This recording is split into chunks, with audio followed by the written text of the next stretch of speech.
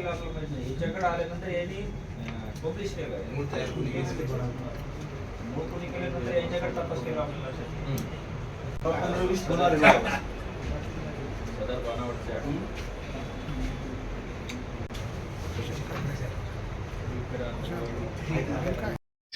ठोंबरे पाटलांनी तुमच्या संदर्भात एक ट्विट केलं होतं. त्याच्यामध्ये मला आश्चर्य वाटतं. रुपालीताई या चांगल्या नावाजलेल्या वकील आहेत पुण्यातल्या. त्या सेशन कोर्टात वकिली करतात, हायकोर्टात वकिली करतात. एवढ्या सगळ्या ज्ञानी असलेल्या रुपालीताई एवढी मोठी चूक कशी काय करत हे समजत नाही मला. एक तर माझा डीपी काय आहे त्यांनी बघायला होता. माझा डीपी आंबेडकरांचा आहे ट्विटरवर. आंबेडकर फॅशन नाही फ्युजन है, तो डीपी आहे माझा.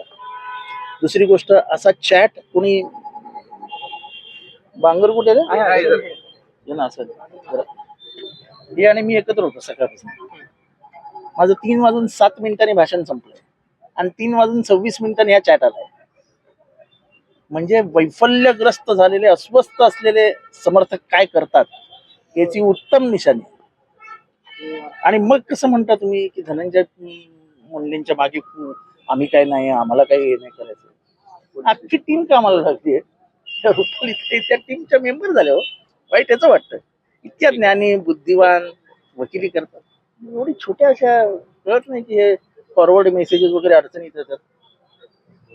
होणार काही नाही, आम्हाला माहिती पोलीस यंत्रणा काही करणार नाही. पण आम्ही सत्य परेशान होऊ शकतो, पराजित नाही. आम्ही केस नोंदवली.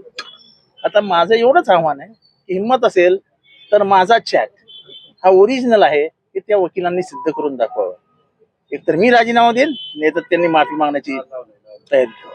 टायमिंग आहे बरोबर ना? ते सगळं टायमिंग बिंगून लगेच निघतं. अहो, सोशल मीडियावरती काम करणारे फार हुशार असतात. आता ह्यांनी त्याचाच वापर केलाय. अख्ख्या महाराष्ट्रभर तो चॅट व्हायरल केलाय.